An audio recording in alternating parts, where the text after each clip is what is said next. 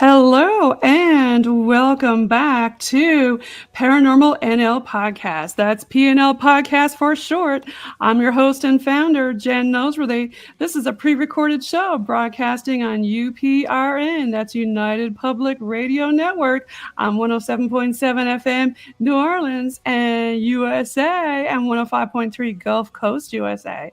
Listen to Paranormal NL Podcast on UPRN on Tuesdays at 5 p.m. Eastern Central Time and Standard Time, excuse me. Follow UPRN at uprntalkradio.com and all their socials. Paranormal NL Podcast believes in promoting paranormal networking and paranormal tourism all over the world. PNL Podcast is sponsored by the BOG team. That's right, a boots on the ground paranormal investigation team in Newfoundland, Canada. Contact me, your host, Jen, at paranormal.nl.podcast@gmail.com or follow PNL Podcast at Linktree Paranormal NL Podcast. Now, let's get on with the show with me. I'm going to bring on the stage a few guests all the way from Texas. We've got Jeannie Van Hoose, and she's joining us from Fort Worth. Hey, Jenny. And we've got Adam. Hey, Adam, and he's joining us from San Antonio. Yeah. Welcome, y'all. How you doing? Thank you. Yeehaw! Go Texas. Y'all are making me homesick. Oh, I used to live down in deep South Texas in the Rio Grande Valley for about 23 years.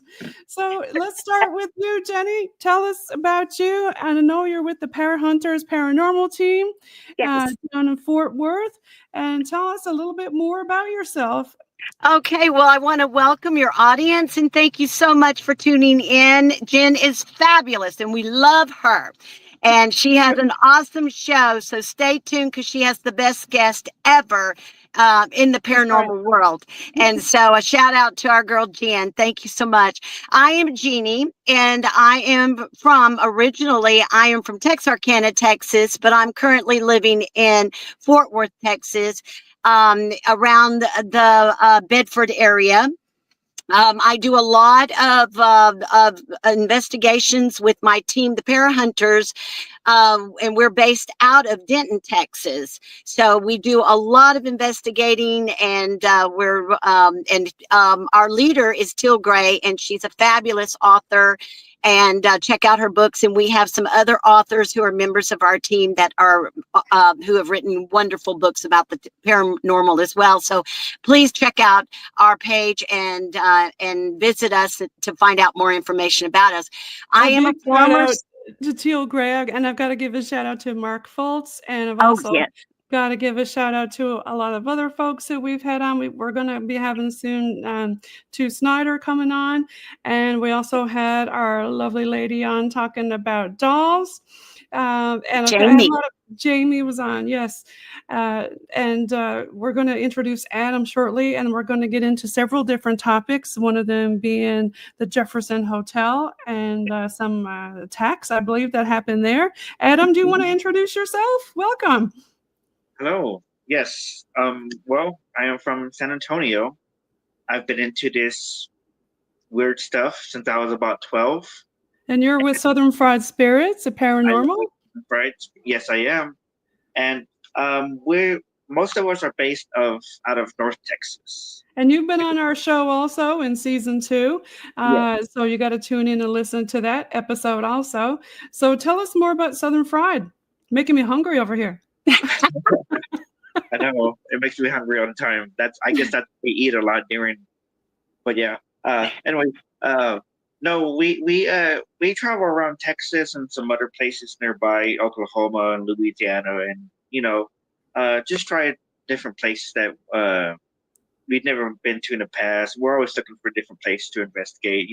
Some of those places that hardly anybody ever goes to that we'd like to venture to investigate. So yeah, I do believe you and Jenny are going to be possibly teaming up. Maybe, you never know, you might see Adam and Southern Fried hanging out with Parahunters Paranormal. So let's get into it. Jenny, do you want to start a little bit more? I think I cut you off earlier because I wanted to give shout outs earlier to your team, but tell me a little bit more about what you were talking about with your team in San Antonio and also in Fort Worth and Denton.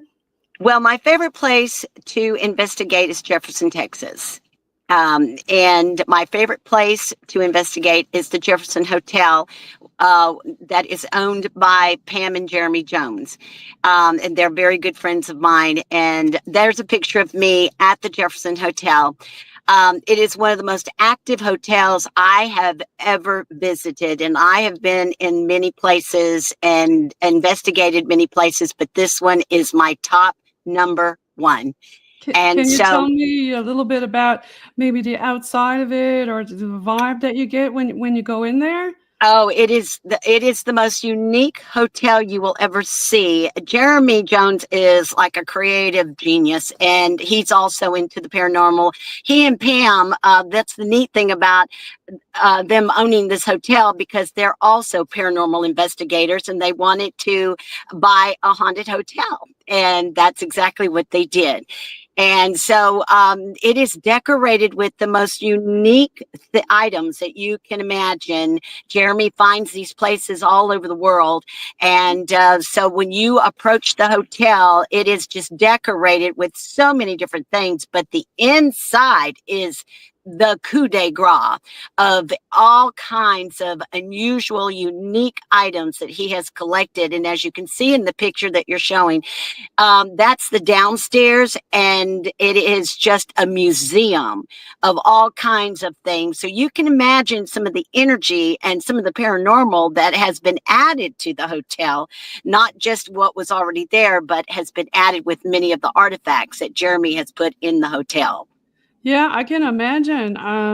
That's what I was going to mention or ask you. I'm sure some of these objects may be haunted. I know you'd mentioned something about some attacks that were there. You want to show us who we're looking at here? Is this your other half? Yes, that's my better half, Dale Woodby, and I introduced the Jefferson Hotel to him. He had never been before. And so we go one weekend so that he can meet Pam and Jeremy and all my other friends there in Jefferson. And we stayed at the hotel, and we stayed in one of the most haunted rooms and probably the least rented room, called the doll room, because there are hundreds of dolls in this room, and many of them. Jamie loved that room. Did she go with you? She did. And many of these dolls are vessels for spirits. And so that means the dolls are haunted. And many of them will talk to you. And we speak to many of them through what is known as a spirit box. And I'm sure many of your audience members who are into the paranormal understand what I'm talking about with the spirit box. And so they have communicated with us that way. Another way they've communicated with us is through the flashlight. They will touch the flashlight, and they will answer our questions by turning the flashlight on and on, which is awesome. That's my favorite way, or favorite instrument. But what happened is I took Dale, and I didn't know that Dale was going to do this, but I told him about a spirit that I had come in contact with at the Jefferson Hotel probably about 5 or 6 years ago. And his name is Nick. Now, the Jefferson Hotel, if you'll do the history of it, it used to be a factory. Okay. And Nick worked in that factory. He was 25 years old, and I've gotten all this information from him through my investigations. And so he was 25 years old, and he came in contact with many children back during the time that children worked before the child labor laws. And they used children in these factories because they had small hands, and they could get their hands through the machinery in order to fix machinery that adults couldn't get their hands into. Right. And so, and that's why the children were there. Well, come to find out that we found out that Nick was not a very nice man to children, and he did unspeakable things. Well, that's not good. And so, and I being a school teacher, I I found out about this, and I told Nick, I said, Nick, I'm a school teacher by profession, and my job is to protect children. So what you're doing is wrong, and you need to stop. Well, he took that as me challenging him, and he knows when I'm at the hotel. He finds me. He does not like me because I have brought much attention to him as a spirit, and what he did before he became a spirit, what he did in his everyday life, and he's angry that I have exposed him. Okay. And so he likes to call me ugly names. And I won't say it on the program, but you can imagine. And so I told Dale about this spirit named Nick, and how he didn't like me. And every time I went to the Jefferson Hotel and he finds me and I'm investigating, he always comes through and he likes to call me the B name a lot. Okay. And so I told Dale about him, and I said, and you're not going to believe this, but the room he likes to stay in the most is the doll room, which is the room where Dale and I were staying. And I said, he's going to show up in this room because he finds me every time. And I am an empath, a sensitive, and a healer, and I can feel things. I don't always see things. I have had spirits manifest in front of me, but not very often. But there are other ways that they let me know they're nearby. Right. I can feel them. They touch me. I get this heaviness. Your body is like an instrument. Your body has reactions that let you know that things are happening.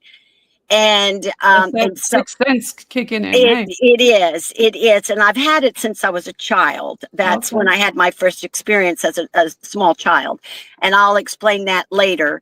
So we go in the room, and I tell Dale, I said, "Oh, and by the way, he's in here now." And Dale decided that he was going to challenge him and provoke him. Okay. And he said. And I didn't know he was going to do this. And then he started. He says, all right, Nick, you think you're a bad guy? You want to pick on women and little children? Well, I'm a man. Why don't you pick on me? Come on and take me on. Quit being a coward and hiding off. And he says, come on out, manifest, show yourself. And I'm beside myself at this point. And I'm saying, Dale, you have got to stop now. Please do not do this. I said, you never provoke spirits. I said, especially ones that were not good people when they were living, and they're not good people in spirit. And I said, you don't want to do this. I said, number one, you can't see him, and he's going to probably come after you later. And I was right, and he did. So what did he do? In the middle of the night, we were asleep, and Dale suddenly woke up choking, just couldn't breathe. And he's coughing, he's gasping for air, and his heart is beating out of his chest, and he's trying to gasp for air. And I'm looking at him, and I say, are you okay? Are you okay? And he can't talk, and he's clutching his throat. And then he gets out of his bed, and he falls to the ground, clutching his throat, and he's trying to gasp air as much as he can. He can't catch his breath. Well, I get my phone, and I'm getting ready to call 911 because my first thought is he's having a heart attack or a stroke. That's the first thought I have. I don't go paranormal first. I do that. That's my first thought. Natural instinct, right? Yes. Natural instinct, yes. And I was about to call when suddenly in my head there was Nick. Nick appeared. I get these thoughts in my mind, and there he was, and I could feel him next to me, and I knew it was him. And I said, Nick, let go of him. You need to stop. I said, he's done nothing. I apologize for him provoking you. Please stop. Leave him alone. And I guess he stopped because now Dale's able to breathe. And he's looking at me with these wide eyes. And I said, Dale, I said, that was Nick who attacked you. And I said, the reason he attacked you was because you provoked him. And I tried to tell you not to. And I said, this was the wrong thing for you to do. And I said, you need to just go ahead and apologize and talk to him and apologize. Well, Dale refused to do that. Dale, would not apologize. So I apologized for him. And so then he didn't bother him any of the time the rest of the night. So the next time we Jeannie, decided. I had to ask, did he have any marks on his neck or bruises? No, he did not, because it was hard because he was clutching his own neck. So I wouldn't have known if it was from Nick or him. Right. Because he had his hands up here, and that's usually what people do when they're choking. They'll put their hands up like this to indicate that they're choking. They can't breathe. Universal sign. And now my next question is, did you use any cleansing before or after? No, I'll tell you what I do. I don't always have sage with me. I don't usually burn it as often as I should. I do have a necklace that I wear that is of angel wings, because I'm protected by angels, and I'm protected by the bright light of Jesus and God. Right. And so I always say, and I tell everyone to do this, if you're ever afraid, say the Lord's Prayer. Yes. And so I said the Lord's Prayer out loud. And I said it several times. And I said, Nick, I said, we are both Christians. We are both surrounded by the white light of Jesus. You cannot touch us. You need to leave us alone. And for folks listening, you can also tune into my episode with Teal Gray, and she delves into a lot of different protection techniques and her different books and things. And she's excellent with protections. Right. And Adam, do you want to comment on that? Like, what does your team do for protection? Or yourself personally? I mean, most of the time we just have like the holy water and sage. Like, we really don't say a lot of prayers. It's mainly like the holy water, and like as a team, we never provoke, we're never disrespectful, we always say, thank you for your time, or Right. I believe in that too. Respect is a big thing when you go into a house. But even though you do that, there's still bad spirit, and they're still, as in life, as in death. So if somebody's cranky and crooked in life, well, that spirit's probably going to be like that in death. Just like you had mentioned that other guy, Nick, right? Absolutely. He will always be like that. The mean ghost. Yeah. Yeah. He'll never change. Right. And so Dale was attacked the second time. And I think the reason why he was attacked the second time is because he refused to apologize. Oh, and so then we had another episode. What was different about this one is, and this is going to sound very unusual, but this is the way it happened. So we were staying in another room called the Speakeasy Room. Okay. And in the middle of the night, he started talking in his sleep, and he was talking loudly. I mean, and that's what woke me up. I thought he was talking to somebody, and it was almost like he was shouting. And he said, I told you. And I'm looking over at him, and I'm waiting. And he says, And I waited. And then he says, I love you. And then he started the choking again. And up he comes up out of his bed, up this with his hands on him, thrashing again, choking, drooling, spitting. I mean, it was absolutely horrible. And then off the bed, he falls onto the floor. And then he finally recovers because I start shouting, Nick, stop. You've got to stop. Stop. and he apparently listened to me. And Dale came back up and he's looking at me and he says, "Did he attack me again?" I said, "Yes, he did." And I said, "But I've got to tell you something else that you did." And he said, "What's that?" And I said, "You were talking loudly in your sleep." And he says, "What did I say?" And I said, "The first thing you said was, you know," and the second one, "I already told you." And then the third one, "I love you." And so I said, let's get the spirit box out and let's see if Nick will talk to us and tell us, um, why he attacked you a second time. So I get the spirit box out and I start and I said, "I'd like to know if Nick is in the room." And he said, "Nick." And I said, "Nick," Oh. I said, "Did you attack Dale again?" "You know." I said, "I Okay. know. What do I know?" "I already told you." I said, "You already told me what?" Right. "I love you." He Oh, okay. said, So this spirit Nick likes you. he likes me, but it's a love-hate relationship.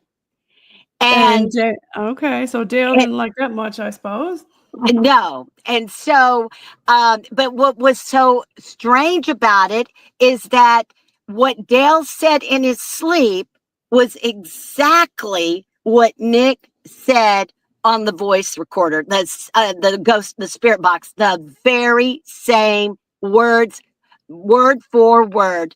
All It right, was so the same thing. that's a bit weird. That was strange. That was I mean, we just kind of froze and we couldn't believe it. So then I wondered if Dale had been jumped, because spirits can jump you. They Yes. can get inside you and they Yes. can manipulate you. Now I talked And about that on an episode with Cisco Murdoch. She talks about jumpers. that's right. And I Mhm. think for a brief moment in time, I do believe that Nick did that to Dale. Because how else would you explain him saying exactly word for word, exactly what Dale said in his sleep, and then same thing on the recorder? I mean, that blew my mind. Of all the things that I've done as a paranormal investigator, I have to say that is the top of my list of things that happened. Yes, that is a bit strange for, to come off and say the same thing like that. Yes, What do that's you what. think about that, Adam? Well, man, that's pretty freaky. That's all I gotta say. And Yes. I, I mean, because at first I thought like Nick might have just been copying Dale just to like mock him, but how you mentioned now that he might have jumped inside of him, maybe trying to like, because I imagine, because on that movie Ghost, how Patrick Swayze jumped in Whoopi Goldberg's body to be able to hold Demi Moore. I kind of wonder That's if a it good was example. Yeah, that's a really good example, Adam. like if it was like he wanted to uh hold you, Jenny, and like he was gonna try to use Dale to Now, hold you. Jenny, this entity, Nick, does he go all over the Jefferson Hotel or is he only in one room? Oh no, he's all over that whole hotel. We Okay. have done investigations in just about every room of the hotel, and everywhere we go, he shows up. You will He's hear him come out and say his name. in every And room. in Okay. every room, he is going to show up in every room. He is just that. He's like a bully, and Yeah. he's like in control. And we did another investigation after this in the doll room, and this time Dale was more seasoned and knew. I kind of trained him and told him what to do and what not to do. And Nick was talking to us through the ghost box, and he was responding to us through the flashlight. and he says that he is still mad at Dale. And I asked him, were you mad at him because he provoked you? And he said yes. And I asked if he was going to forgive him, and he said no. So he doesn't live in any of the dolls. He just goes around the house. He goes around. As far as I know, he doesn't live in any of the dolls, but he has the children, the ghost children there. He has them scared because in some of the recordings we've gotten, and we're talking to Nick, you will hear a child in the background begging for help, saying, please help me, help me. And it's just heart-wrenching to hear that. And so one of the little girls that was begging for help, I asked her what her name was, and she said her name was Sarah. Well, Sarah is one of the well-known ghost spirits there at the hotel. Okay. Yes, and her father used to work at the front desk of the hotel when it first became a hotel. And she would go there and play around in all the rooms while her daddy was working. And that's why she's there. Yeah, the doll room is pretty spooky. They got stuff stuck on the ceiling and everything. Oh, absolutely. It's unimaginable. You would have to go there to see it. It's just incredible, this room. And I try to get everybody to just go in there and spend a few hours in there. And they'll do that, but nobody wants to spend the night in there. Room 14. I've got it pulled up under. Yeah. That's it. So nobody will sleep in room 14? It's the least rented room. Most people that rent it are usually people like us, like Adam and the rest of us, because we're into the paranormal and we're drawn to that. We're interested in that. So that room is one of the favorites of people that are paranormal investigators. Wow.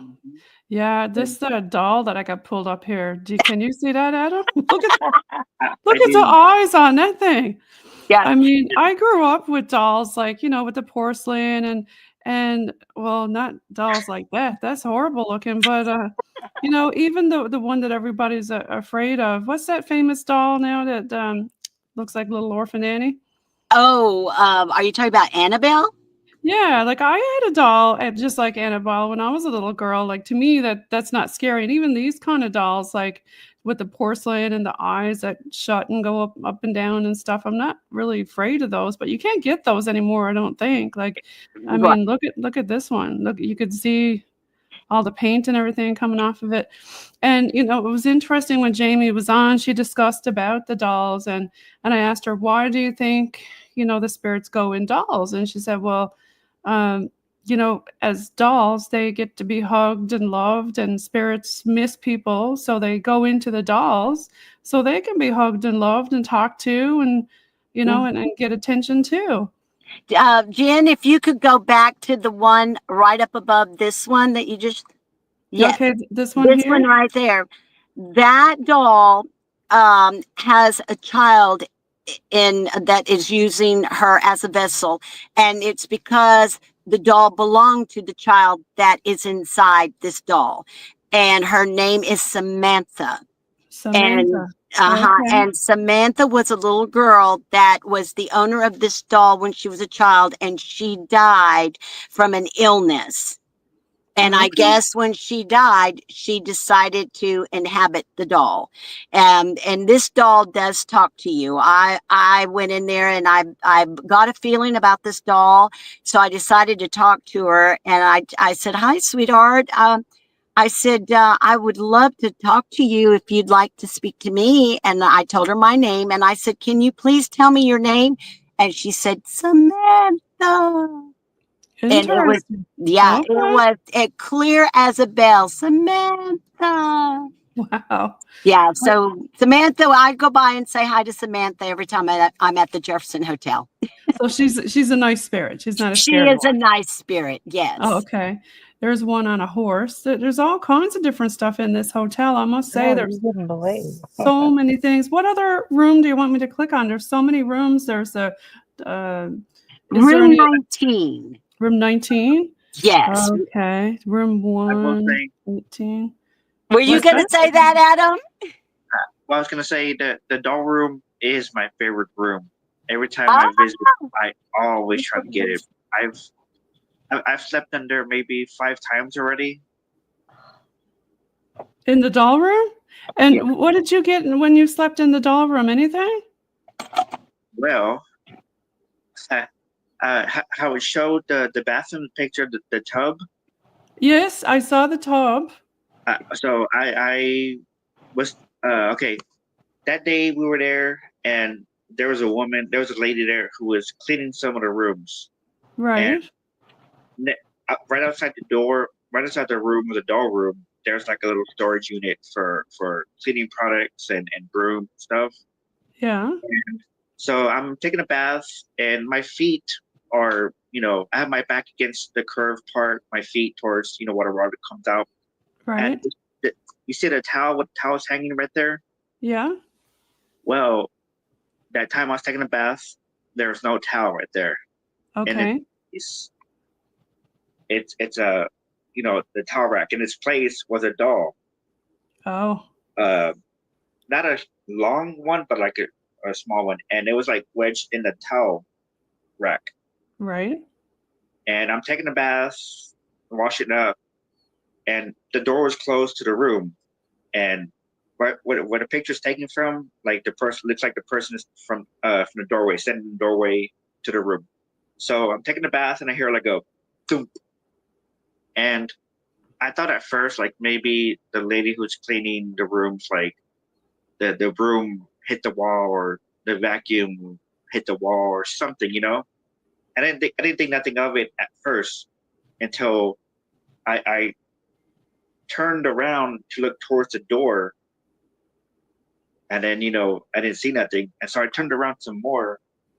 Now I'm looking up like in the direction of like the towel rack, Okay. and the doll that was like wedged in the towel rack, like it looks like something grabbed it from its head, like tried to like pull it out from between the towel rack and the wall, and like swung it like to where like it bent it around the towel rack and hit the wall. That is strange. So Where it was something reached through the wall and turned it. like something must have been inside the something might have been standing right there behind me, and like I said, it like pulled it out and like slammed the head against That's the wall, strange. like because when I looked up, like it was like dangling forward, like its Yeah. arms were dangling forward, its head was dangling forward, Yeah. and like I said, it something like pulled it up and then like slammed it downwards to where like its head hit in between its legs. Wowzers. And What do you think about that, Jenny? Oh, I believe everything that anybody tells me that happens in the doll room, because those dolls are very active. And they will do things when you least expect it. It's like they're purposely trying to catch you off guard. So And yeah.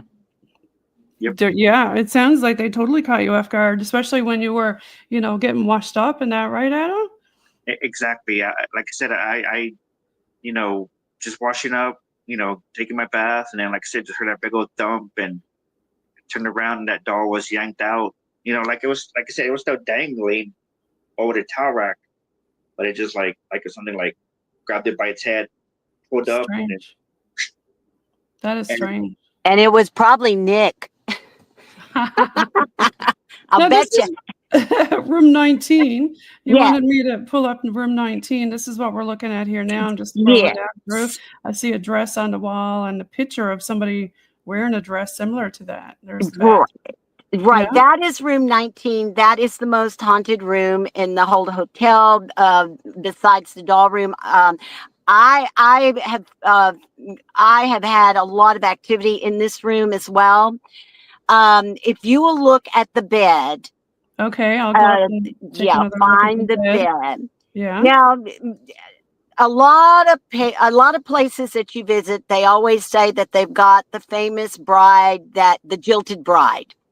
Well, Okay. this is the jilted bride, but it is authentic. It is the real deal. This is not made up. It's not a fable. It's not just some Is kind of that story. her in the picture, the bride? No, that is No? not her. Okay. But let me tell you the bed. The bed. Focus on the bed. All right. That is the actual bed that Lydia Grisby hanged herself. That is What? the actual bed. Oh, wait a minute. Did she hang herself from the chandelier next to the bed? No, she did it from the top of the bed. Oh, there's the And top so, of the bed.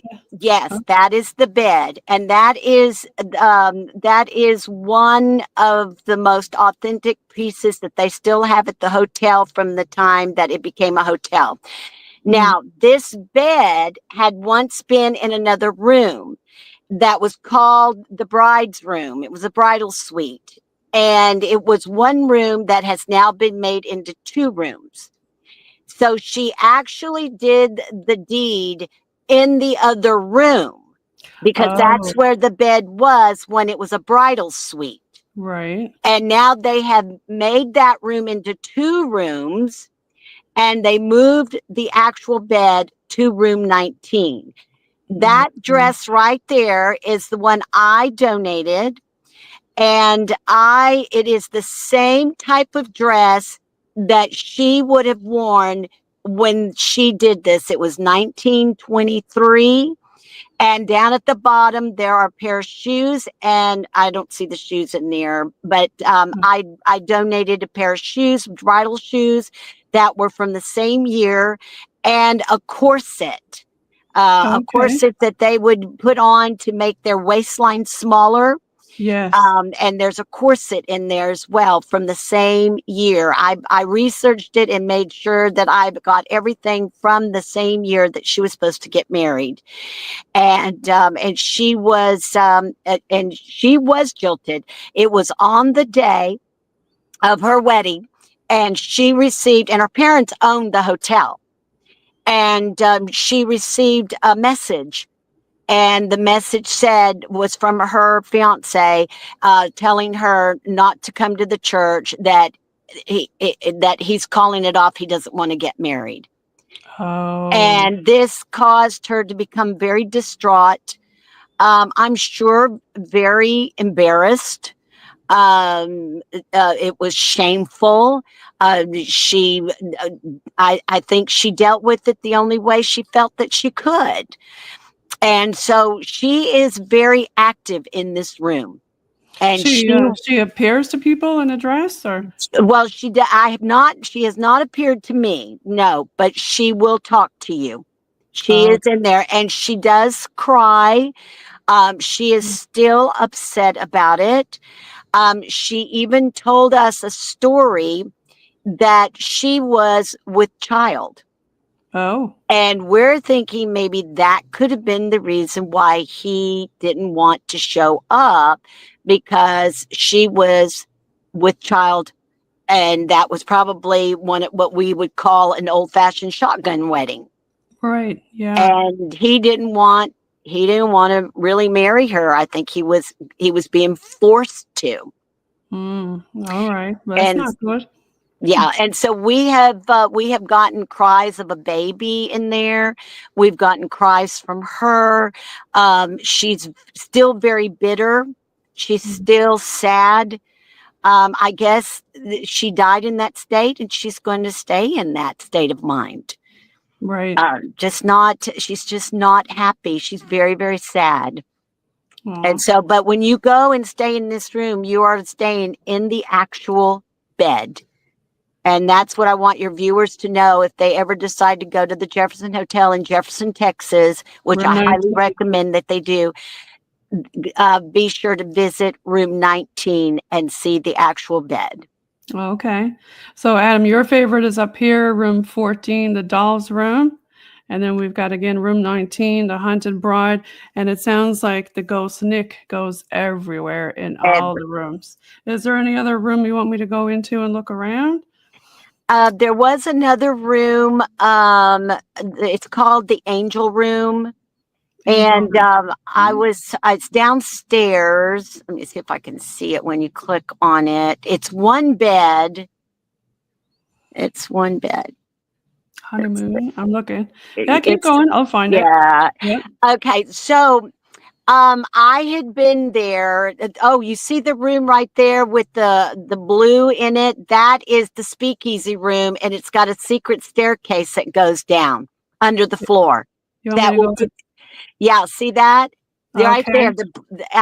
That's a secret staircase under the floor. And you raise it up and you can go downstairs that way from your room. Oh and my God. it's awesome. It is awesome. Well, that was one of the rooms where, and there it is. That's where Dale was attacked the second time. And that's called the speakeasy room. Okay, so that's where the ghost Nick attacked Dale in here. In the second room. That's right. This room. Yeah, that room right there. And then of course you've got the big feature of that room is the staircase under the floor. Is that and go ahead. Yeah. I was looking at the table, see what was on the table. Looked like an old-fashioned gun or something. Yeah, it is. It's an old-fashioned gun. There is one of the rooms downstairs. I was going to tell you, I was staying in that room, and I had been down there. I had been to the Jefferson Hotel for a big investigation. And so we had investigated all night. And of course, we called Nick out. And he got mad because, but this time it was a lot of different people in the room. And this is the angel room I'm looking for, is it? Yeah, the angel room. And so when the investigation was over, I went back to my room, and in the middle of the night, I could hear someone trying to put the room key in the door. The room key in the door? Yeah. And I thought somebody had gotten confused and thought they were, got their room confused and they were at the wrong room. Right. Well, they kept putting the key in there and jiggling it and making a lot of noise. Well, here's the odd thing. Every door is a stained glass window. Has a stained glass window in every door. So you can see if there's someone outside the door, you can see their shadow. Oh, okay. There was no shadow. And underneath the floor, you would see the shadow of feet. And there were no feet showing, like walking back and forth. No feet. But yet there was a key going in the key lock, jiggling around. So I waited to hopefully they would give up when they saw that they were in the wrong room. Well, no, they started with the door handle, and they were shaking that door handle, shake. And I'm laying there and I am just petrified. I'm thinking, if this person breaks into this room, I'm going to have 911 on speed dial. So I had 911 pulled up. I was ready to call it. And they were trying to break that door in, trying to break it down. And finally they gave up. And so I laid there and I was thanking God. Thank you, God, whoever. But I never heard them walk away from the door or anything. The next day, I get up, I open up the door, and outside the door is an old-fashioned pencil sharpener right in front of the door. And being a school teacher, there was an old-fashioned pencil sharpener right there by the door. And I thought, what in the world? I thought somebody was playing a prank on me. Right. And so I go and tell Pam and Jeremy what happened. Well, they look at the camera. There is nothing, no one. I told them the time, nothing showed up. Isn't that weird? Adam, don't you think that's odd that they can be that forceful? Mm-hmm. I believe it. I totally believe it. Have you ever had anything weird like that happen, Adam? Not exactly. No, I know. Last time we were there, about a month and a half ago, and we went up. We were in the attic, In the and attic? Okay. yes, and everybody was on this side of the attic, and the one lady, she went across to the other end, Right. and so the one person had was it a thermo to see the temperature uh in the room. So anyways, the one lady was sitting there, and the one girl had the temperature gun, and she said that there was something cold next to her. And when the lady put her hand out to the side of her, she screamed like, "Ah!" We're like, "What?" It's like, "It's cold there," and we're like, "Really?" And I snapped off a few pictures, and one, there's nothing there next to her on the side of her, nothing. And then like the next picture, you see like something to like the right of her, like it was like it looked like a white mist, almost like it was like if it was like going away from her. Weird. Yeah. And And can I tell you what room that is? The room that Adam is referring to up in the attic. There is what is called the disappointment room. And Jeremy found this when he started exploring through the walls, and he went up in the attic and he started tapping on the walls, and he could hear a hollow sound. And so he tore the wall down, and there was a room back there. Oh. And back in the 1800s, they people who were fairly rich, mainly rich people, they would have what is called a disappointment room. And the disappointment room is a room where they hid away children with disabilities. No. Yes. Yes. Oh my goodness. And they would hide them away because they were ashamed of them. They didn't want their friends to see them with this child with a disability.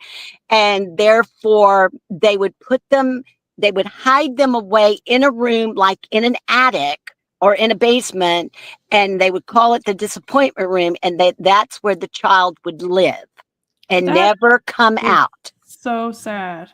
And so up there, Jeremy can only assume. Now we're not 100%.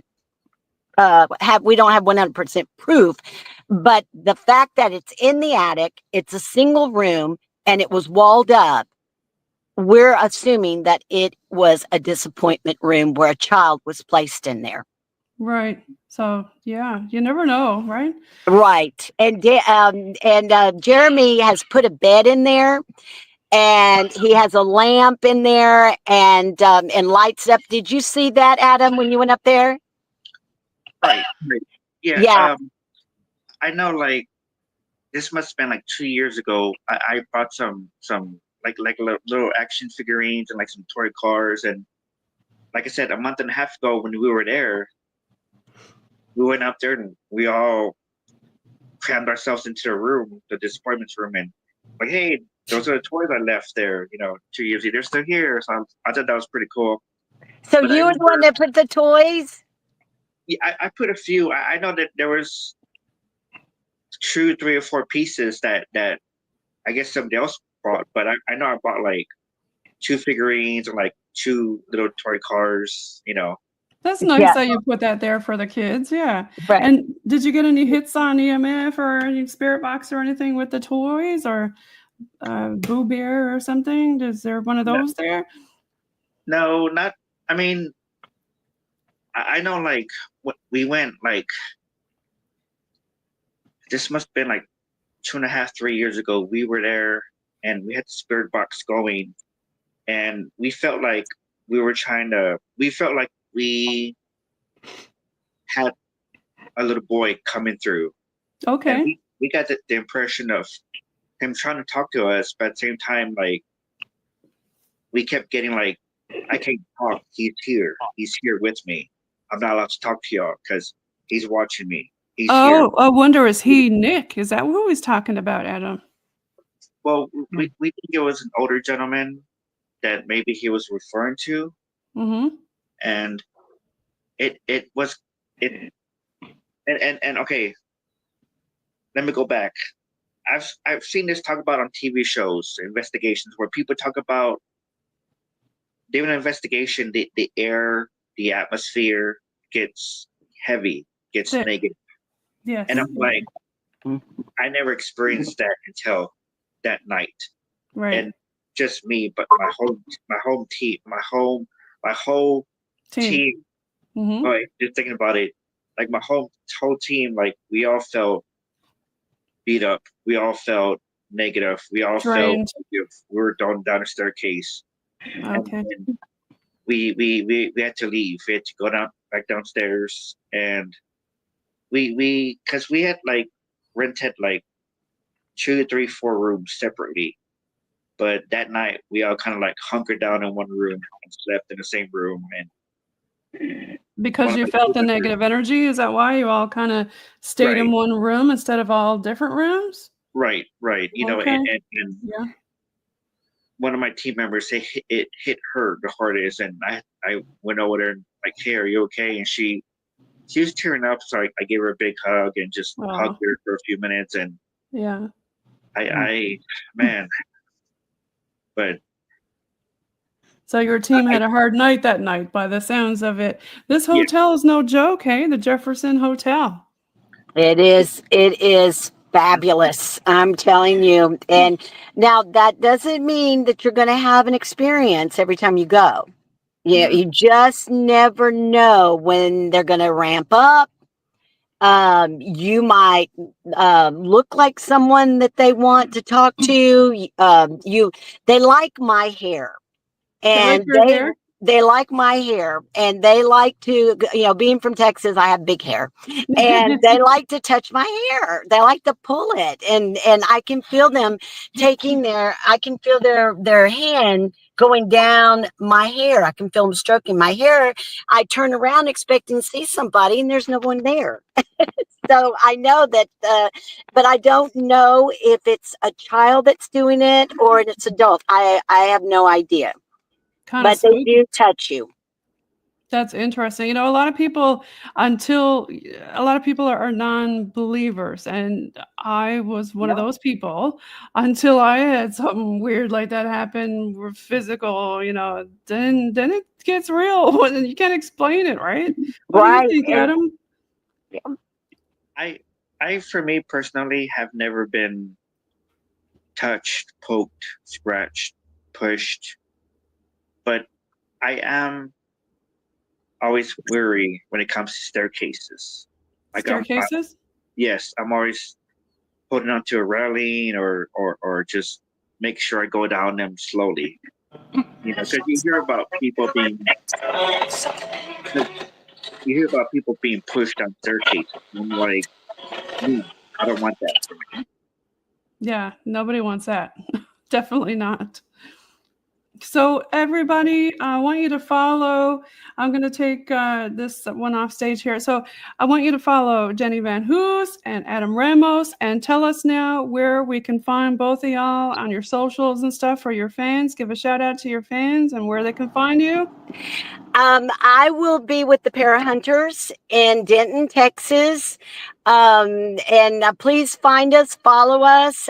You'll be able to get me there, and my team as well. Please shout out to Teal Gray, read her books, Mark and Tui and Martha and Jamie and Susan Hill. I mean, we've got so many talented people that are authors of books. Please check out their stuff. Their books are phenomenal. They write about their experiences and paranormal experiences that they have had at different places. I guess I'll pull up on Facebook too, some of the Parahunters. Let me just take that one off stage. Adam, do you want to give a shout out to your folks? Yeah. I'm a part of Southern Fright Spirits Paranormal, and Carla, Terry, Kara, Catherine, Tony. Man, just so many people out there that help make There's this Southern thing. Fried Spirits or some delicious cake that you guys did for one of your events. There's your logo, Southern Fried Spirits on your and there you are with your team there. You want to give a shout out to your team members? Sure. But yeah, like I said, there's Carla, there's Kara, there's Terry, there's Catherine, there's Jackie, there's Tony, Mindy. I am the only male in the group. Okay, lots of estrogen in your group. I do want to give a shout out to Dale too. Dale is now a believer because of what happened to him. I wanted to tell you that when you mentioned it earlier about a lot of people out there are skeptics and they don't believe this. Well, Dale was one of them. There's and now, Dale right here, stood up next to Jenny, and there's Teal with her. This is at your Denton event. But yes. And he is a firm believer now, and he is now part of our team. And he told me that it has changed his life because of the experience that happened to him. And that's what I want your viewers to know, that we are surrounded by spirits. They're everywhere. I even had a person tell me, well, I live in a brand new house. They can't be there. Oh, yes, they can. You forgot to mention their dog spirit. Yes, I had a little dog named Hamlet, and he was a schnauzer. And I had this little dog from birth and had him for 16 years. And I finally had to make the decision to put him down. He was like my child. He went with me everywhere, and I loved him. And but I had to cross that bridge and make the decision to put him down. So I asked the vet if she would please do it at my home, because I didn't want to take him to a place he hated. And he absolutely would shake to death every time I took him to the vet. So I asked the vet if she could come after work and bring the shot and let me put him down. There he is. Oh my gosh, that just makes me want to cry. She said, yes, I'll do that. She said, let me close the shop up. I'll come to your home. So I have a music room in my home, and I play the piano and I sing. And Hamlet always loved to go in that room and sit there and listen to me play the piano and sing. And so I thought, this is the place where I want to put him down. So I was holding him in my arms, and I was sitting in his favorite chair that he always sat, and when he was listening to me. And I sat down in a chair, held him, and she put the shot in, and he went peacefully to sleep in my arms. Aww. So shortly after that, a relative of mine felt sorry for me because I cried so much about it, and it was so traumatic losing him, that she got me a little Yorkie puppy. Well, I fell in love with him. I couldn't refuse him. He was so cute.